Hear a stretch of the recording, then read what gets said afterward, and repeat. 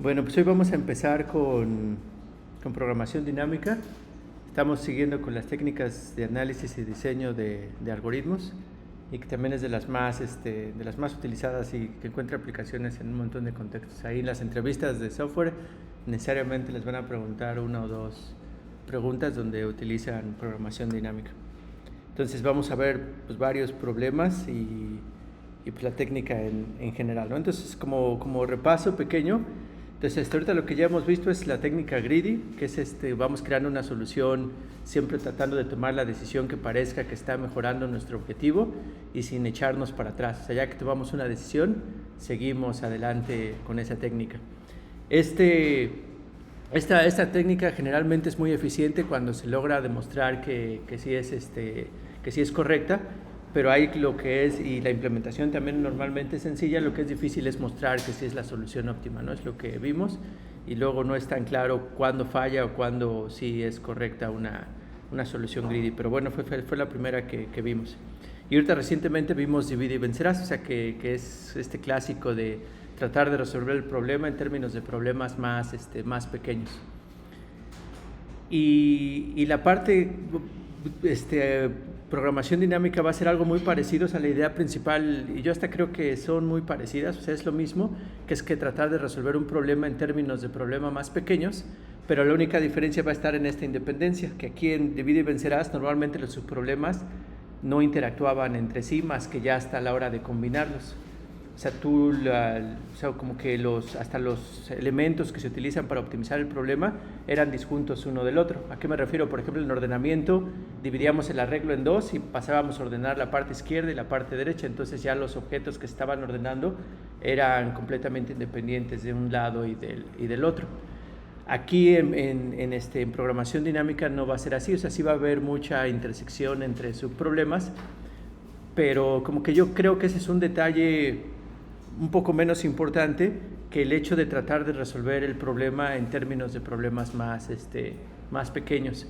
Y ya como iremos viendo, como ya lo han visto, pues ya su complejidad o qué tan eficiente el algoritmo va a ser dependiendo de cuántos subproblemas hay y qué tan difícil es calcular cada subproblema. O sea, ya no tanto en qué tanta intersección hay entre los problemas.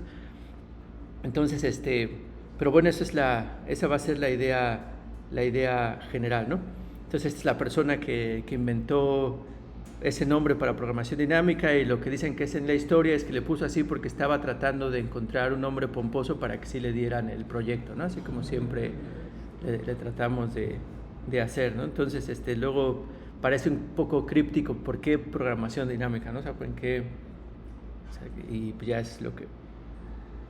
Y pues ya, ¿no? Entonces, aquí está un poco más detallado, ¿no? Pero bueno. Entonces, como les decía, esto tiene aplicaciones en un montón de contextos, en un montón. Yo no ha habido un área de computación, hasta de matemáticas, donde no se encuentre una forma de programación dinámica. Por ejemplo, de entre las cosas que más me interesan a mí, que es aprendizaje por refuerzo, uno de los fundamentos principales está basado en programación dinámica. Y es que este proceso de que es algo recursivo, o sea, de que tú calculas algo en términos de ese mismo cosa para entradas más pequeñas, pues se aplica en muchos contextos, por ejemplo, en cadenas de Markov y otros esquemas probabilísticos. Pero bueno, también se aplica en informática. Ahorita vamos a ver un algoritmo que los que estuvieron en propedéutico también lo vieron, de predecir la estructura secundaria, pero también vamos a ver otro que no vimos en el propedéutico, que es alinear dos secuencias, que se llama la distancia de edición, también para ver, es lo que utilizan para ver qué tan lejanos somos del chango y qué tan lejanos somos de la mosca, y etcétera, ¿no? Y lo utilizan en bioinformática constantemente. Como les decía, en teoría de control, pues es esta retroalimentación, la ecuación de Bellman, de hecho hasta ahí es importante. Y en muchos contextos aparece, y hay algoritmos muy famosos que lo tienen, ¿no? Veremos algunos de ellos. De gramáticas libres de contexto es equivalente al de la estructura secundaria que ya vimos. Pero bueno, entonces vamos como le hemos estado haciendo en este curso y basado en este libro, pues como que la idea es presentar la teoría junto con al mismo tiempo resolver un problema. Entonces ahorita el problema que también ya lo habíamos visto en el propedéutico que vamos a resolver es de planificación de intervalos pesados. Entonces vamos a plantear el problema. Entonces el problema es la entrada, va a ser un conjunto de trabajos, o sea, un conjunto de n trabajos, donde cada trabajo va a tener tres atributos. Antes, de hecho, cuando vimos en Greedy nada más tenía 2. O sea, que es el tiempo en el que se tiene que empezar el trabajo y el tiempo en el que se finaliza el trabajo. Y en el problema original en el que vimos para Greedy, que lo pudimos resolver con Greedy, era maximizar el número de trabajos que planificábamos, pero que no interfirieran entre sí, ¿no? O sea, que fueran compatibles uno con el otro. O sea, no podíamos planificar A con B porque pues aquí hay incompatibilidad y estamos suponiendo que nada más tenemos un procesador o tenemos nada más una cosa que los puede atender. Entonces, pero ahora aquí la diferencia va a ser que además de estas dos cosas, también vamos a tener un valor que es lo que nos van a pagar por resolver este trabajo, por planificar este trabajo. Entonces eso ya cambia totalmente. ¿Cuál era la estrategia para resolver con Greedy el problema donde no teníamos valor o que el valor era 1? ¿El primero que qué? Sí, al que terminaba, ordenar por tiempo de terminación y ya pues descartar con los que tiene conflicto y así seguir con esa regla Greedy, ¿no? Pero es claro que eso no sirve, ¿no? Porque igual por ejemplo, aquí el que termina primero es ¿no? Entonces esto descartaría pero si por ejemplo le pongo que tiene un valor de 1000 y todos los demás de 1, pues ya aquí poner que termina primero, pues ya no planifica. Y también si hace, o sea, como no lo he especificado, aunque ya viene aquí en la diapositiva, pues ¿qué es lo que queremos optimizar?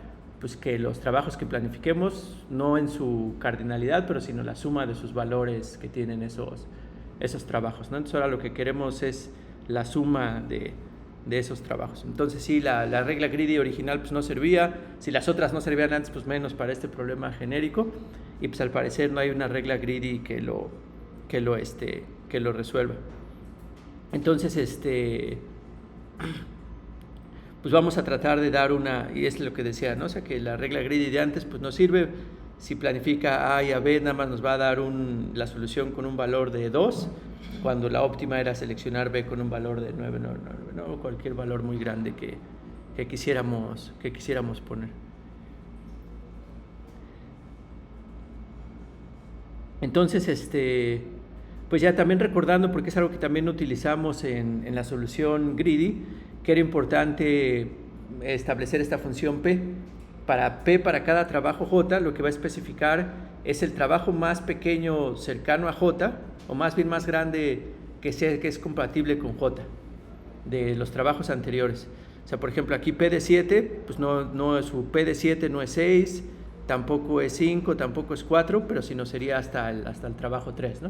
O sea, es el trabajo que sigue siendo compatible con J, porque como en Greedy, pues lo que decíamos es cuando metemos pues ya descartamos todos los que no son compatibles con él y pues como que podemos mandar podemos pensar en cuáles son todavía los trabajos que sí son compatibles con él al inicio de la instancia, ¿no? Si la instancia está ordenada por tiempos de terminación, para cada trabajo queremos ver cuál es su trabajo anterior a él que sí es compatible con él, ¿no?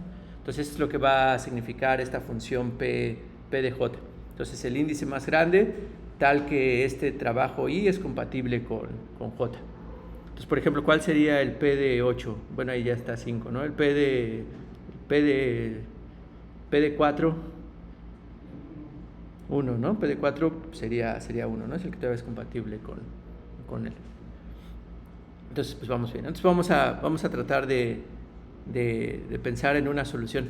Entonces ahora, como la forma a mí me gusta, tal vez una forma, hay muchas, ¿no? Pero una forma de que me gusta de pensar en programación dinámica es como que estamos pensando que hay un Dios o que tenemos un oráculo que nos puede dar la solución a problemas más pequeños. O sea, no importa cómo por eso estamos diciendo que es un Dios, pero lo que podemos hacer es, no nos puede dar la respuesta al problema original. O sea, si nos dan aquí esta instancia de los intervalos, para los n intervalos no nos puede dar la solución a eso, pero a lo mejor nos puede dar la solución a problemas más pequeños.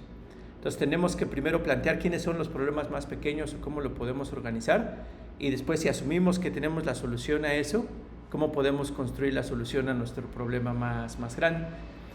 Y también, como que algo extra que ahorita vamos a ir viendo, este es el primer ejemplo, es que también no podemos utilizar tanto al oráculo porque se va a enojar, ¿no? Entonces también si le pedimos que nos resuelva un chorro de problemas muy pequeños, pues ya se va a desanimar, ¿no? Entonces, también eso es importante, o sea, cómo puedes sacarle buen provecho a ese oráculo. Entonces, pues va a ser tratar de resolver el problema de manera recursiva, y igual, o sea, que garanticemos que el problema es correcto, que no importa cuál es la entrada, de qué tamaño son el número de intervalos que tenemos que planificar, que la solución que propongamos va a ser correcta para cualquiera uno de esos, ¿no? Entonces, pues vamos a intentar dar la solución. Y también pensando en esa correctez o cómo uno empieza a pensar en estos problemas, pues es de nuevo tratar hasta de poner, al menos al inicio, ya después no se hace esto, o sea, ya después cuando uno va adquiriendo un poco de experiencia, pues ya como que es casi ir directo a establecer la recurrencia de la instancia grande en términos de la instancia más pequeña.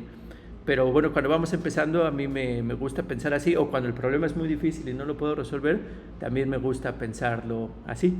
Entonces, pues es un problema de optimización, ¿no? Es un problema de optimización, y como cualquier problema de optimización, tenemos un espacio de soluciones, o sea, que son las diferentes posibles soluciones que pudiéramos tener para el problema, ¿no? Este es el espacio de soluciones. Entonces, por ejemplo, aquí cada puntito en este conjunto del espacio de soluciones, para este problema en particular, una solución es un subconjunto de tareas que buscamos planificar, ¿no?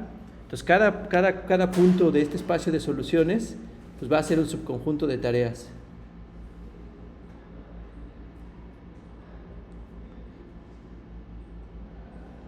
Y pues cada subconjunto de tareas pues va a tener dos propiedades. Uno, si sí es un subconjunto válido en el sentido de que todas las tareas sean compatibles, puede que no sea, o podemos incluir, ¿sabes? Y en ese sentido, pues S pues es el conjunto potencia. Es el conjunto de 2 el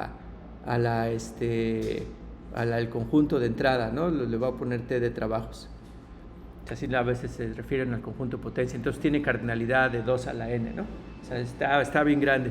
Entonces aquí cada uno de estos es un subconjunto del conjunto de tareas que puede ser compatible o no. Y aparte que si sí es compatible, pues cuál es el valor que tiene ese conjunto, ¿no? O sea, cuál es la suma de sus pesos que tiene ese conjunto. Y entonces en este problema de optimización, pues de este conjunto, quisiéramos identificar cuál es el que sí es válido, o sea, de entre todos los válidos, cuál es el que tiene la suma de pesos más grande. Ese es el problema de optimización que estamos resolviendo. Entonces también de aquí pues ya se puede ver muy claro que una solución que garantiza la correctez al programa es si podemos dar una solución que enumera todos los posibles subconjuntos, cada uno de esos subconjuntos los evalúa y pues ya se queda con el más grande, ¿no? Entonces esa pues, es correcta, ¿no? Pero ¿cuál es su problema? Pues que como tiene que numerar todos los 2 a la n, cuando n es el número de conjuntos iniciales, de trabajos iniciales, pues ya es exponencial, ¿no? Entonces esa solución de fuerza bruta pues no va a funcionar, porque ya de entrada es exponencial y todavía habría que multiplicar para calcularle sus valores a cada una de esas cosas por n, ¿no? Entonces pues está muy fea, ¿no? Está muy ineficiente esta solución, pero bueno, ya podemos empezar a pensar en este espacio de soluciones, o sea que lo que queremos encontrar es la mejor solución dentro de este espacio de soluciones. Entonces ahora en esta idea de tratar de resolver el problema en términos de problemas más pequeños, pues un problema más pequeño, como que lo que nos podemos imaginar es como que es un subconjunto de este conjunto de posibles soluciones. O sea, tratar de particionar esto para que un problema, en vez de buscar en todo el espacio completo, nada más busque en un subespacio, en un subconjunto de ese espacio original. Y eso pues es lo que vamos a llamar subproblemas. Y de nuevo, ya con la experiencia, pues vamos a ver cuándo es posible, o sea, si es posible o no, cuáles son las ideas iniciales para hacer esta partición. Entonces, ahorita, como tenemos el problema de planificación de intervalos con peso, como que una posible partición, o sea, si todos estos representan subconjuntos, yo a lo mejor puedo particionar en términos de, puedo hacer una idea, ¿no? O sea, puedo particionar en términos de si un elemento particular del conjunto inicial está o no en la solución. Entonces, por ejemplo, yo me agarro cualquier trabajo, el primero que aparece en ese orden o el que está en la mitad que aparece en ese orden, y pues digo, entonces la solución va de arriba, va a ser si ese trabajo B en particular, cualquiera, está en mi solución, o sea, en mi conjunto que es solución, y aquí de este lado sería si B no está en ese conjunto solución, y tratar de ver si con esa partición yo puedo usar el oráculo para resolver el resultado en esta partición más pequeña. Entonces ahorita lo planteo, es una partición, pero todavía no sabemos si es la buena, y por eso les digo que es con experiencia. Ahorita ya como yo me sé la solución, o aparte pues ya estoy familiarizado con algunos de estos tipos de problemas, por ejemplo, vamos a ver que lo que funciona es escoger como para hacer esta partición no a una tarea cualquiera, sino agarrarnos a la última tarea en este ordenamiento que hicimos por término del trabajo. Y quiero que ahorita, tal vez mientras voy intentando explicar esto, que ustedes traten de contestar por qué otra tarea no sirve para esta cosa. De hecho, sí hay otra tarea que sirve, pero hay que modificar un poco el algoritmo. Pero las demás, ¿por qué no serviría? O sea, ¿qué hace que se complique esa situación? Pero entonces agarrémonos el último, o sea, agarrémonos la última tarea, la tarea enésima, pensemos que es el problema original, ¿no? Es que es la tarea enésima, y entonces particionamos el problema en términos de si la última tarea está en la solución o no. Y no sé si es claro que es una partición, o sea, aquí van a estar todos los subconjuntos que sí tienen a esta tarea la última, y abajo están todos los subconjuntos que no la contienen, nada más puede haber de esas dos sopas, ¿no? Entonces sí estamos cubriendo todo el espacio de soluciones, y no hay intersección entre estas dos particiones, ¿no? Por eso se le llaman partición. Entonces ahora la estrategia sería, pues vamos a ver si podemos calcular el óptimo de cada una de esas particiones, y si sí podemos calcular el óptimo de cada una de esas particiones, pues ya los ponemos a competir entre ellos, ¿no? Si nos da el oráculo, si sí lo podemos plantear el problema que sea igual que el original y preguntarle al oráculo, y si nos da la respuesta aquí para la parte le voy a poner de arriba y la parte de abajo también, la parte up y la parte de down, pues ya nada más comparamos entre las dos, y la que nos dé el mejor resultado pues ya es el valor óptimo, ¿no? Entonces también podríamos garantizar la correctez, pues nada más como que cargándose el oráculo. O sea, el oráculo, como si yo creo en él, pues sí me va a dar la solución óptima, ¿no? Entonces ya nada más yo lo que tengo que hacer para garantizar la solución óptima pues es comparar entre estos dos. Pero entonces aquí ahora lo que vamos a tratar de ver es cómo puedo, o sea, si sí puedo garantizar la solución óptima en estos, o puedo plantear la solución óptima como una pregunta al oráculo para estas dos particiones del espacio de soluciones. Entonces, veámoslo, y de hecho empecemos con la más fácil. O sea, veamos en el caso cuando el último trabajo no está en la solución.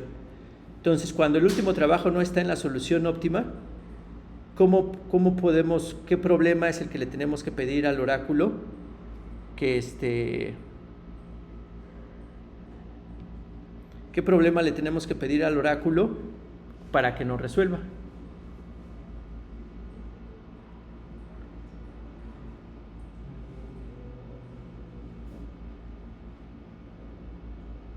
¿Se acuerdan? Sí, exactamente, ¿no? O sea que pues, nada más lo que estamos diciendo es que ya sabemos, queremos saber en ese caso donde esta no juega. O sea, no sabemos si esa es la solución óptima global, pero nada más lo que sabemos es que queremos buscar la solución óptima condicionada a que esta tarea no está en la solución. O sea, es como otro problema de optimización condicional, pero aquí a que en BN no está en la solución. Entonces aquí sí es claro que pues es el mismo problema que el original, pero sin la última tarea, ¿no? Entonces podríamos decir que es el mismo, o sea, que sería llamar al oráculo con tareas de la 1 a la n-1, ¿no? Y pues como estamos diciendo, pues creo que sí lo que se nos permitiera llamar al oráculo para una tarea más pequeña, y entonces aquí es trabajos más pequeños porque la instancia es más pequeña, no es un trabajo menos que es el que tiene que tomar en cuenta para buscar el óptimo. Entonces esta, pues como les decía, parece que sí es fácil. Entonces ahora vamos a ver el caso cuando B de n sí está en la solución. O sea, cómo sería ahora la solución óptima condicionado a que B de n sí está en la solución. Entonces, ¿cuál sería el valor de esa solución? Sería el peso de Bn más la n. Ahí con cuidado, pero sí, definitivamente como Bn sí está en la solución, ya tenemos que incluir su peso, ¿no? Entonces tenemos que incluir su peso, pero ahora entonces ahorita estamos en todas las soluciones donde ahora este sí está en la solución. Entonces si este está en la solución, ¿qué sabemos más?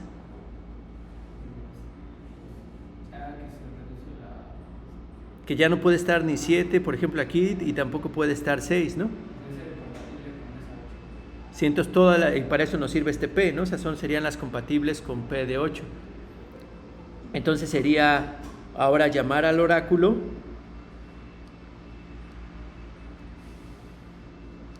con las tareas de la 1 a la P de n. O sea, la última tarea que sí es compatible con n todavía. Entonces aquí ya pues, ya podemos ver que entonces esto sí se puede resolver con llamadas, con llamadas al oráculo. Entonces, lo que ya normalmente como lo escribimos es si lo escribimos un poquito en notación funcional y vamos a decir la solución, el valor de la solución óptima para un trabajo ya cualquiera, o sea, vamos a definir OPT, me lo voy a poner en otro color. O sea, ya normalmente como le vamos a hacer, pero como que esa era la idea, o sea, vamos a definir como OPT de K, como el valor de la solución óptima para la instancia que consiste de los trabajos 1 al K. Entonces la solución al problema original sería OPT de n, pero OPT de 3 es un subproblema, es una instancia más pequeña, OPT de 4 pues también es una instancia más pequeña, y así sucesivamente. Entonces,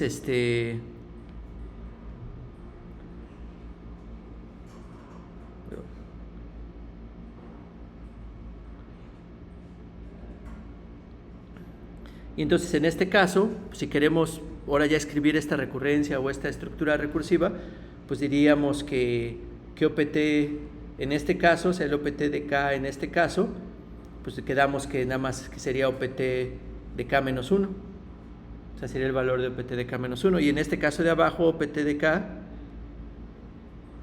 sería W de n, donde ese es el valor del peso de la tarea n, más OPT de P de n.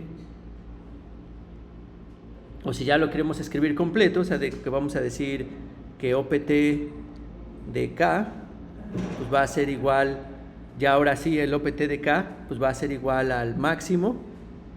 O sea, bueno, va a ser dos cosas, ¿no? O sea, va a ser uno que sería el máximo entre OPT de K menos 1 y OPT y WN más OPT de P de N, bueno, P de K, perdón. Y bueno, y aquí también pues, podemos, como también todos estos problemas, cuando ya el problema es lo suficientemente pequeño que ya no necesitamos esta estructura recursiva, que ya lo podemos resolver, pues lo podemos hacer, ¿no? Y hasta aquí podríamos decir cuando la instancia que va a ser 0, si K es menor o igual que 0, ¿no? O sea que no hay trabajos que planificar. Entonces si no hay trabajo, que hasta la podríamos hacer también para el caso de 1, ¿no? Cuando hay un solo trabajo, pues hay la solución óptima, ¿qué sería? Pues poner ese trabajo, ¿no? Porque nada, eso es lo único que tenemos que que es lo único que tenemos que hacer. Pero podemos ver que con esto ya está incluido ese trabajo, porque cuando hagamos OPT de 1, pues va a revisar OPT de 0, pues ya sabemos que es 0. Y en otro caso, pues va a ser el peso de ese 1 y OPT del P de cualquier trabajo cuando ya no tiene ninguno anterior, pues también el valor 0, pues también sería 0, ¿no? Entonces estaría, o sea, en esto ya está contenida en esa situación. Entonces, hasta este punto no sé si tengan alguna duda o comentario.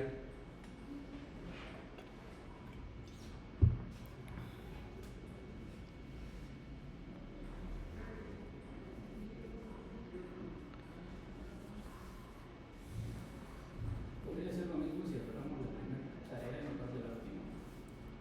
Entonces hay que ver, ¿no? O sea, aquí sí podría hacer lo mismo, pero ¿qué cambios tendríamos que hacer? O sea, ya no podríamos utilizar esa función P, tendría que ser una análoga que nos dice ahora cuál es el primer elemento que es compatible con el primero hacia adelante o sea, sería esa misma forma análoga, pero pues sí es el mismo, porque es simétrico, ¿no? O sea, no tenemos por qué ordenarlos. O sea, tendríamos que ordenar por tiempo de inicio y empezarlo así, o sea, por empezar de atrás para adelante. Entonces, como que, bueno, cada cerebro es diferente. Entonces, por ejemplo, a mí sí me gusta más ir de atrás hacia adelante, pero igual puede ser, el chiste es que sea el problema más pequeño. Sería hablar de los problemas que van del 3, o sea, por ejemplo, OPK sería los problemas que van del trabajo K hasta el N. Y entonces va siendo más pequeño mientras K se vaya haciendo más grande. Entonces sí, o sea, hasta sería un buen ejercicio pues, que plantearan y trataran de hacer la solución ordenándolo así, ¿no? Empezando con los trabajos que van más al inicio. Pero entonces igual también la otra pregunta que les hice, o sea, ahora, ¿por qué un trabajo de a la mitad no dificultaría las cosas? Y para empezar a resolver eso, pues es hacer esta partición. O sea, por ejemplo, cuando ese trabajo no está, pues pareciera que hasta ahí sí iríamos bien, ¿no? O sea, si un trabajo del de la mitad, por ejemplo, no está, pues sería la solución óptima, pues serían de esa partición, pues serían todos los trabajos, pero donde ese no está, ¿no? Entonces hasta ahí va todo bien. Pero ahora cuando sí está, como que se complica un poco las cosas, porque por ejemplo, si este es el trabajo que estamos diciendo que sí está, pues tendríamos que quitar primero todos los que son incompatibles con él, pero después van a quedar compatibles con él a la derecha, a la izquierda de ese trabajo. Y sí podríamos llamar de manera recursiva en esas dos soluciones, pero ya de entrada son dos problemas, pues tal vez diferentes, que tendríamos que especificar pues el trabajo inicial y el trabajo final de esos dos puntos que tenemos que hacer. O sea, como que sería, o sea, de hecho hasta también siento que sí puede funcionar, pero sería como que combinando las dos, o sea, la de atrás para adelante y la de adelante para atrás, donde el problema izquierdo lo hacemos normalmente y el problema derecho pues, lo podemos hacer con el que empieza hasta...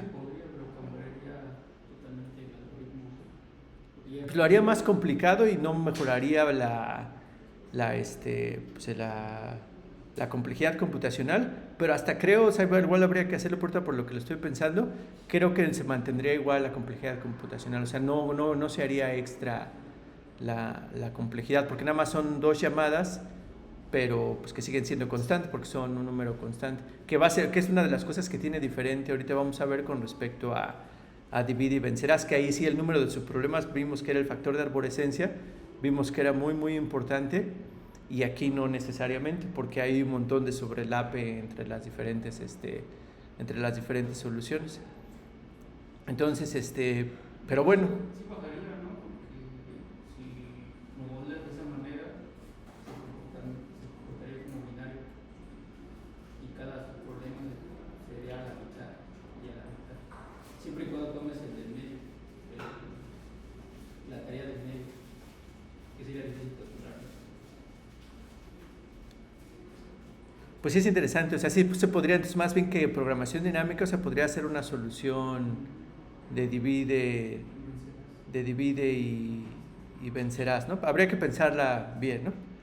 Pero bueno, está muy bien, ¿no? Entonces sí, definitivamente por el inicio sí sería análogo, o sea, sería simétrico, entonces sería una solución análoga, y por la mitad pues habría que pensarla, ¿no? Pero igual eso lo podemos dejar, lo podemos dejar por ahora.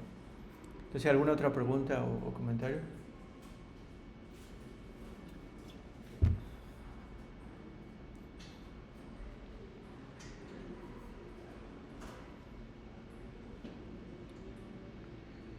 Bueno, entonces, pues vamos a ver, o sea, aquí ahora son dos cosas, o sea, vamos a pensar, o sea, tenemos que hacer, bueno, vamos a hacer la revisión como aquí la hacemos, como aquí la hacemos siempre, ¿no? Entonces vamos a ver cómo lo tiene en las diapositivas. Entonces igual establecen esta notación ya de que el óptimo de J es el valor de la solución óptima que consiste en los trabajos 1 al J. Entonces en el caso 1, pues vamos a particionar de que el óptimo selecciona el último trabajo, entonces selecciona el profit de ese trabajo y no puede usar tareas que son incompatibles con ese trabajo. Entonces, pues nada más puede usar las que sí son compatibles y que son las que van de 1 hasta el P del J, ¿no? Y para el caso 2, pues nada más se excluye ese trabajo y entonces sería la solución óptima para los trabajos del 1 al J-1, lo que ya nos daría la recurrencia que obtuvimos, ¿no? Entonces el óptimo para un J-ésimo pues sería 0 si ese J es igual a 0, y si no es el óptimo, es el champion entre las dos particiones, donde esto representa el mejor de cada una de esas, particiones. Entonces, pues una forma, ahorita vamos a ver una cosa, pero una forma fácil de implementar esta idea, de implementar esta recurrencia, pues es implementar en código esta recurrencia. Y de hecho hasta aquí está, o sea, aquí está en este código esta recurrencia. O sea, primero pues, calculamos esta función P, que es la que nos da cuál es el trabajo que sigue siendo compatible pero que está más cercano a ti, y después ya nada más pues mandamos a llamar esta recurrencia. Entonces esta función se mandaría a llamar primero con J igual a N y después ya daría el resultado, ¿no? O sea, ya daría el resultado que tendríamos. Entonces es una forma, es una implementación correcta de esta recurrencia que nos da el valor de la solución óptima. De hecho, aquí todavía no nos da la solución óptima, o sea, no nos da el conjunto que ya logra el máximo, pero sí nos da el valor de ese conjunto. Todavía es otro aspecto que tenemos que ver, que es cómo generamos esa solución óptima, si es un algoritmo aparte o qué se puede hacer. Pero antes de eso, o sea, antes de ver, o sea, vamos a analizar entonces primero si este algoritmo que está aquí, que es la implementación de la recurrencia que tenemos, si es correcto, y después ya cuál es su peor de los casos, ¿no? O sea, cuál es su complejidad temporal y espacial tal vez, ¿no? Entonces lo primero es si es correcto, ¿no? O sea, cuál es la correctez de este algoritmo. O sea, no importa la instancia que me den, él la va a resolver, o sea, en alguna cantidad de tiempo, eso todavía no lo estamos viendo, pero sí la va a resolver o no.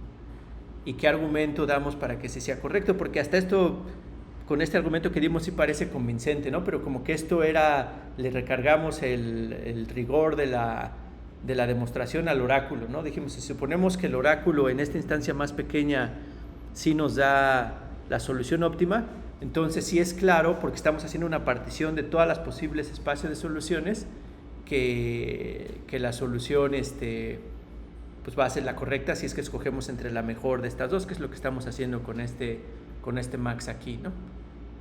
Pero ¿a qué equivale el oráculo matemáticamente en este contexto, si ya lo quisieran demostrar? Que de hecho estas demostraciones son relativamente directas por ese mismo argumento. Por inducción, ¿no? O sea, en inducción siempre es lo que decimos, o sea, hay que demostrar que el n es válido, dado que asumimos que es válido para valores menores que n, y también hay que tener un caso base, ¿no? O sea, dado el caso base y después esa demostración de que si es válido para los casos chiquitos, que es lo que estamos asumiendo aquí del oráculo, y que eso nos pueda demostrar que la solución es válida para problemas más pequeños, entonces el argumento sería por inducción, y sería este mismo argumento que ya hicimos, ¿no? ¿Sí queda claro o tienen alguna? Entonces por inducción sí es correcto, ¿no? Sí es correcto este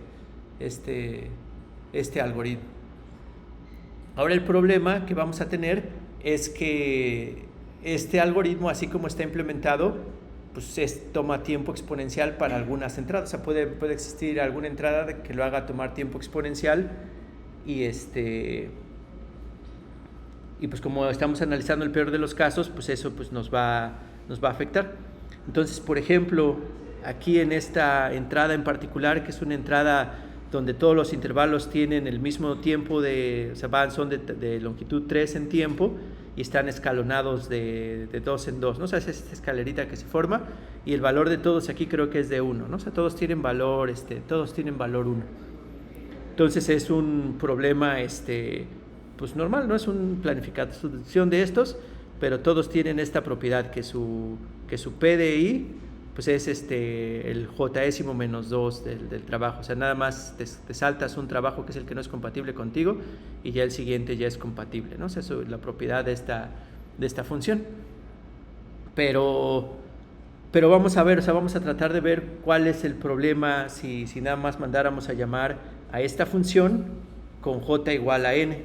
Entonces, si mandamos a llamar a esa función, que ahorita le voy a llamar f nada más, f con n, pues ¿qué va a hacer esa f de n? Pues va a hacer 2 llamadas y de hecho hasta ni le voy a poner el f porque si no se va, o sea, nada más le voy a poner se está llamando con n, ¿no? Esa es la función con n. Entonces cuando llame con la función esa con n va a hacer 2 llamadas recursivas esa función, ¿no? O sea, va a hacer la llamada recursiva para resolver esta, o sea, hace 2 llamadas recursivas esta y esta de acá, ¿no? Entonces va a hacer una llamada recursiva y de hecho hasta vamos a hacerla aquí, en vez de n va a ser 5. Entonces voy a hacer una llamada recursiva con 5 y entonces eso va a ser 2 llamadas recursivas, una con 4 y otra con ¿qué? Con 3, ¿no? Y después aquí cuando esté con 4 también va a ser 2 llamadas recursivas, se va a hacer una llamada recursiva con 3 y con 2, ¿no? Y va a ser 2 llamadas recursivas, una con 2 y una con 1, ¿no? Y después 3 va a ser 2 llamadas recursivas, una con 2 y una con 1. Y 2 va a ser 2 llamadas recursivas, una con 1 y una con 0. Y así sucesivamente, ¿no? Entonces aquí el problema que estamos viendo es que muchos subproblemas se están calculando múltiples veces. O sea, por ejemplo, aquí 3 se está calculando 2 veces, 2 se está calculando pues, al menos 2 veces en esta parte que ya hice. Y de hecho, si hacemos para una instancia arbitraria n, veríamos que aquí el número de subproblemas que se generan es exponencial. Entonces, pues la entrada puede ser de tiempo exponencial. Pero en realidad, pues, lo que vemos es que el número total de problemas que hay que resolver, pues en realidad es lineal, ¿no? O sea, en realidad hay a lo más n problemas que tenemos que resolver. O sea, no como que pareciera que no hay necesidad por qué estar resolviendo el mismo problema muchas veces. Entonces, ¿qué es lo que hacemos? O sea, ¿cómo podemos resolver esto? O sea, si igual si no hubiera mucho tiempo ya queremos una solución y ahorita quieren parcharla así en su código, sin preguntarle al ChatGPT. Guardar los resultados, ¿no? Entonces, a esta técnica se le llama memoization, que es memorizar los resultados que ya vamos teniendo correctamente. Entonces, en vez de hacer una llamada recursiva, entramos a la función, primero preguntamos, ¿ya habíamos calculado esto? Si ya, pues ya regresamos el valor calculado, y si no, sí, ya se hacen las llamadas, recursivas. Y entonces precisamente es lo que se hace, ¿no? Entonces ya lo que se va a hacer, pues vamos a tener un arreglo M de J que primero va a estar vacío y después vamos a ir guardando en ese arreglo pues las soluciones que hayamos encontrado hasta este momento. El caso base pues también lo ponemos y después aquí nada más vemos si el MJ está vacío, pues entonces sí mandamos a llamar a la función recursiva y si no pues ya regresamos el valor correcto, ¿no? Entonces ahora aquí tampoco, o sea, podría uno pensar, pero ¿cómo te aseguras? Como que cuando hay recursiones es difícil calcular el tiempo de ejecución o no es tan directo, ¿no? Pero aquí ¿cómo le podríamos hacer para decir que, o sea, ya cuál es el tiempo de ejecución? Entonces ahora sí, de esta mejora que hicimos del algoritmo donde ya memorizamos la solución cuando ya estaba correcta. O sea, ¿qué argumentos podemos decir? Y de hecho este algoritmo es O de n. Ese es un algoritmo que es lineal con programación dinámica para resolver el problema. Entonces, ¿cómo le podemos hacer? Entonces, hay dos argumentos que podemos dar en este tipo de cosas. Entonces, como lo podemos hacer es como que tratar de investigar como que cuántas veces se hacen estas llamadas recursivas, o sea, cuántas veces se hacen estas llamadas recursivas durante el algoritmo. O sea, cómo podemos calcular esas cuántas llamadas recursivas se hacen y cuánto es el cómputo total que tiene la función aparte de esas llamadas recursivas. Entonces, ¿cuánta es la complejidad que tiene la función sin considerar las llamadas recursivas?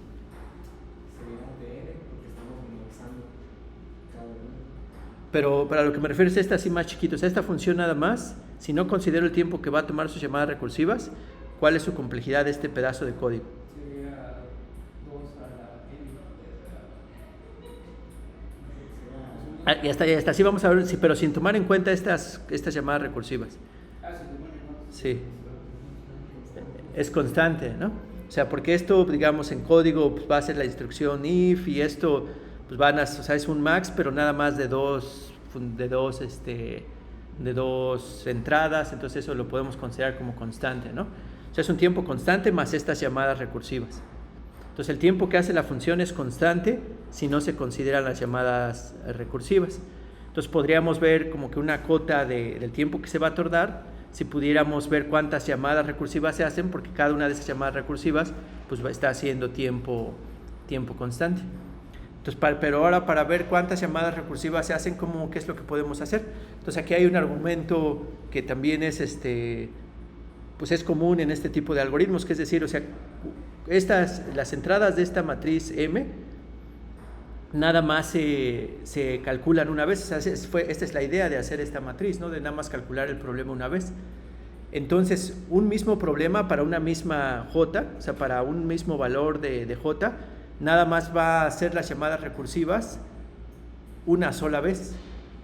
O sea, no las va a hacer más de una vez, o sea, nada más las va a hacer nada más va a hacer una vez. Entonces, por cada J, el número de llamadas recursivas que se van a hacer son a lo más 2, o sea, a lo más estas 2 por cada J. O sea, no puede haber más. Sí está claro eso, porque si fuera más, pues entonces quería decir que este if no está sirviendo, ¿no? O sea, porque ya en la primera que lo hace, sí hace 2 llamadas, pero ya llena el valor de este m de j.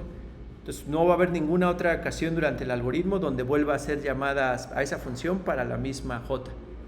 Entonces, ¿eso qué quiere decir? Pues eso que quiere decir que como lo más hay nj, o sea, lo más hay nj y cada j toma tiempo constante, y cada j toma tiempo constante, y cada j nada más puede hacer 2 llamadas recursivas, entonces eso es el número pues el tiempo, como que una cota del tiempo que se va a tomar. O sea, nada más hay 2 a la n llamadas a la función, y cada una de esa función toma tiempo constante. Entonces ya asintóticamente, pues esto, por eso es que es O de n, ¿no? Porque esto es constante y esto es otra constante.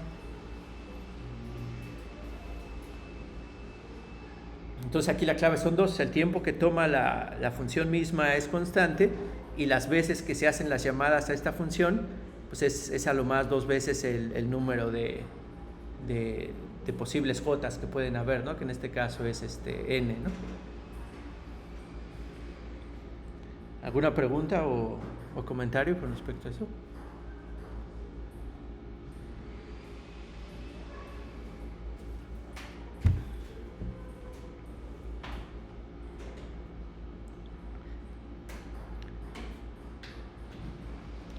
Pero bueno, según esto toma tiempo n log n. ¿Y por qué toma tiempo n log n?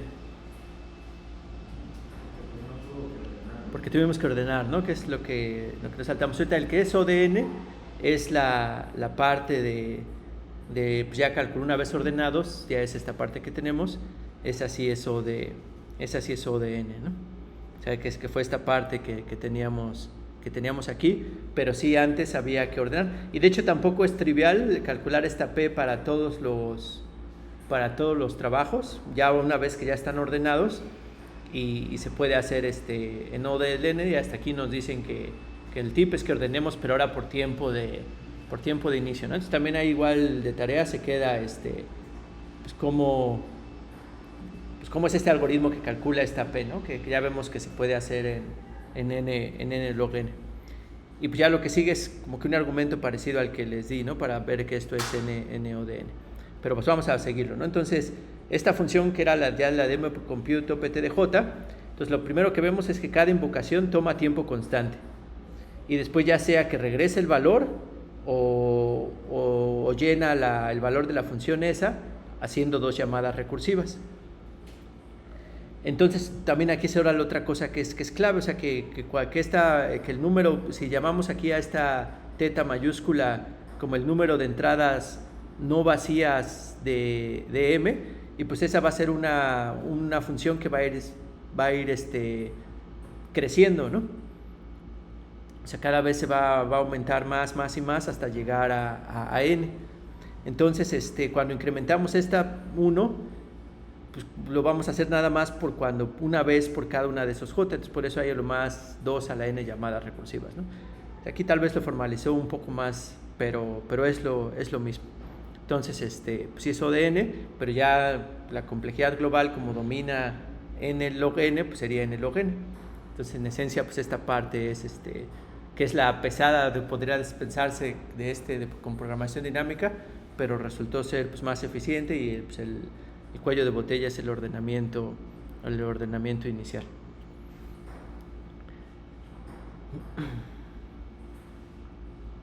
Entonces, pero bueno, entonces ahora lo que sigue es esta función, como la tenemos aquí, lo único que hace es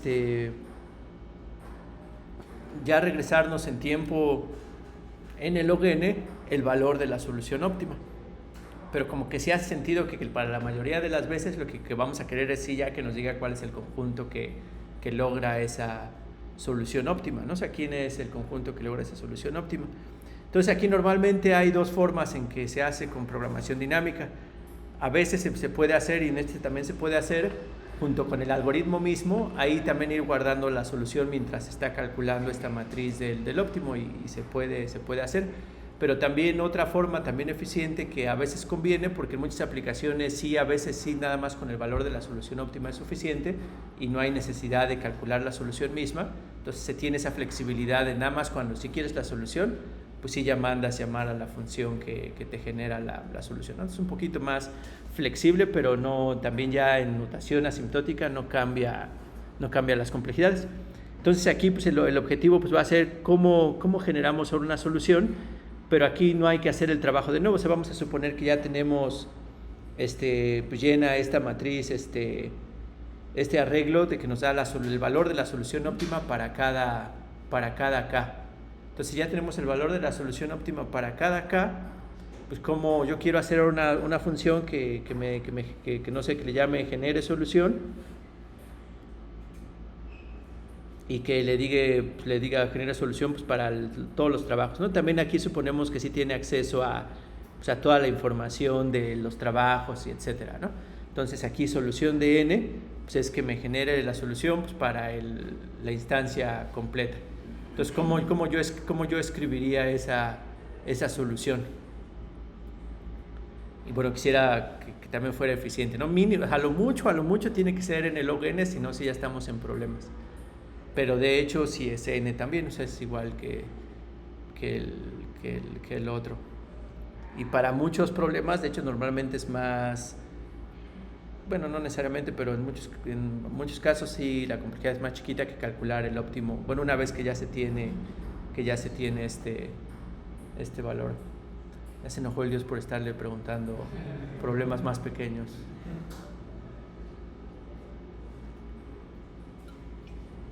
Entonces aquí ¿cómo sería? Pues también sería estar como que ya tenemos en la cabeza esta estructura recursiva que tiene el problema mismo, o sea, esta misma que explotamos para generar el valor de la solución óptima, lo podemos explotar aquí.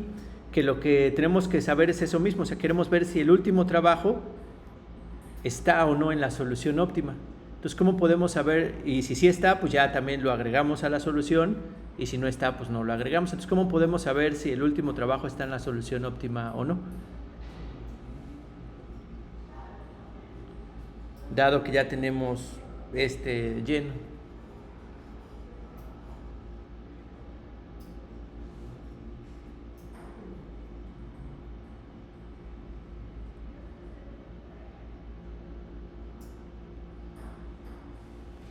Por ejemplo, si le pongo aquí así, ¿qué quiere decir que m de n sea mayor?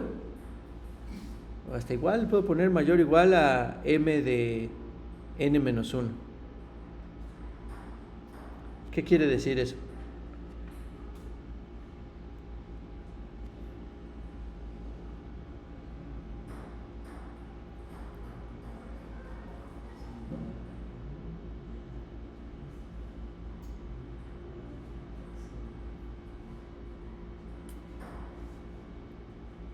Y piensen en la recurrencia que hicimos desde el inicio. Si son iguales, significa que la n no está, que el último trabajo no está en la solución, porque son iguales. Pero si es mayor, significa que sí. Sí vas bien, nada más hay un pequeño detallito ahí en el... ¿Eso dónde quedó? Sí, eso precisamente. O sea, si son iguales quiere decir que hay dos soluciones óptimas, tanto cuando ese está incluido como cuando no está incluido. O sea, quiere decir que hay dos soluciones, ¿sabes? Que la solución óptima no necesariamente es única. Y eso se da con estos empates en esta función del máximo. O sea, que si aquí hay empates en este máximo, quiere decir que cualquiera de los dos se podía agarrar. O sea, quiere decir que cualquiera de los dos es bueno. Entonces, por ejemplo, aquí cuando nos vamos al inicio de esta recurrencia para generar la solución, si fuesen iguales, mdn y mdn más 1, quiere decir que incluirla en la solución y después comportarse óptimo es lo mismo que no incluirla y comportarse óptimo. O sea, nos da el mismo valor, entonces hay dos soluciones que son óptimas, pero una no tiene a la última tarea y la otra sí la tiene. Entonces aquí que es cuando es mayor o igual, como le puse ahorita, pues nada más o sea, sí podemos garantizar que n sí está en al menos un óptimo, o que sí está en un óptimo esa última tarea. Entonces podemos decir, pues entonces pues ya voy a regresar, en este caso, entonces voy a regresar, pues que sí añado la tarea TDN, la añado a llamar ahora de manera recursiva, igual como antes, ¿no? A esa PDN, ahora para la solución recursiva, para ya los trabajos que no son compatibles con esa tarea n que sí la estoy metiendo. Y en este caso, o sea, en el else, ¿qué haría?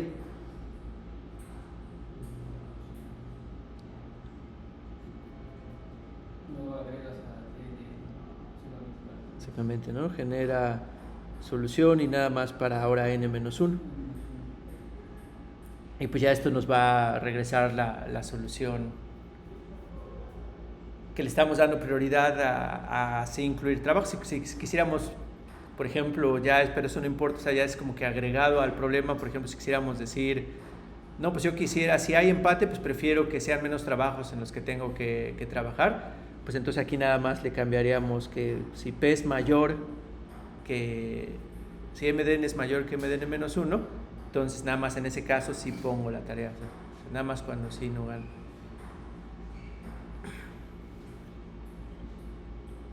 Entonces estas dos son correctas, nada más que una le da preferencia a sí poner las tareas y otra a no en los empates.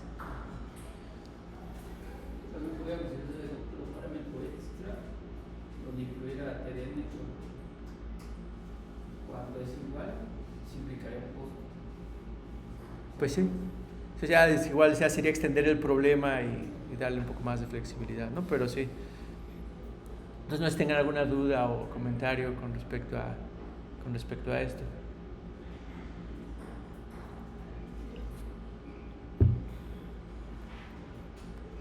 Bueno, entonces vamos a darnos un descanso.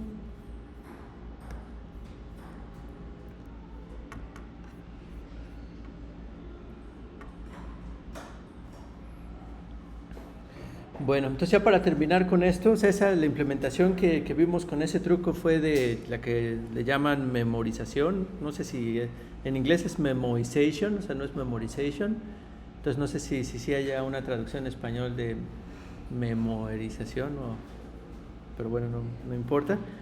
Pero también todos los algoritmos de programación dinámica también se pueden programar sin recursión. O sea, normalmente la forma de pensarlos, o al menos a mí lo que se me facilita es en términos de recursión, pero una vez que ya sabemos cuál es la solución, qué es correcta, etcétera, podemos hacer una implementación que sea, le llaman de abajo hacia arriba, o sea, le llaman bottom-up, que normalmente es más eficiente, pero es la misma lógica, ¿no? No nos va a ahorrar en tiempos de notación asintóticamente, pero y también es más compacto, o sea, como que sí sirve. Por ejemplo, normalmente uno programa la forma recursiva, o hasta es lo que recomendaban, por ejemplo, en exámenes que tienes poco tiempo, como en concursos o entrevistas. Pero si ya estás en una empresa y tu código se va a usar mucho, pues sí vale la pena ya después tomarse el tiempo para hacer esta solución de abajo hacia arriba, que para problemas fáciles hasta sí es fácil, pero cuando se van complicando, como ahorita vamos a ver, ya no es tan fácil hacer el programa. Entonces, aquí en este caso, bueno, esta es otra forma de esto que teníamos, pero bueno, ¿cómo podríamos hacer esta solución de abajo hacia arriba? Entonces, de hecho, hasta aquí ya está, y es un código muy, muy sencillo, ¿no? O sea, también lo que vimos que cuando llevamos en la manera recursiva a la función, pues ya se mete a hacer la llamada del número más grande al número más chico. Pero también podríamos llenar esos datos de la tabla del número más chico al número más grande, y nada más lo único que tenemos que garantizar es que siempre que vayamos a calcular una entrada de este arreglo, que los valores anteriores que pudiera ocupar ya estén calculados antes.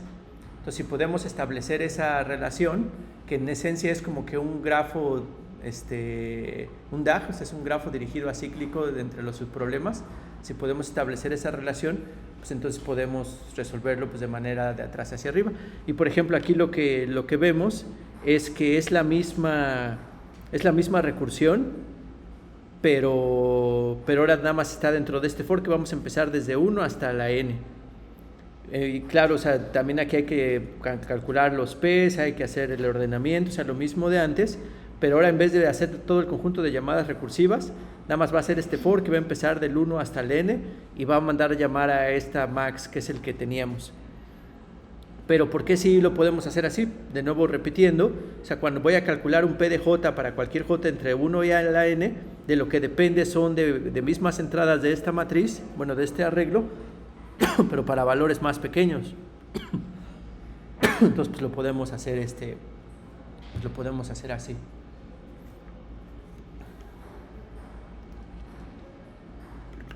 Pero no sé si quede claro que es la misma, o sea, que es la misma solución.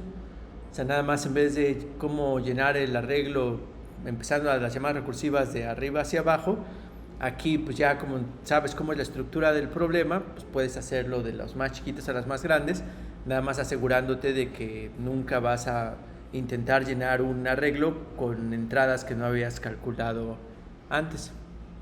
Entonces eso es lo único que se necesita.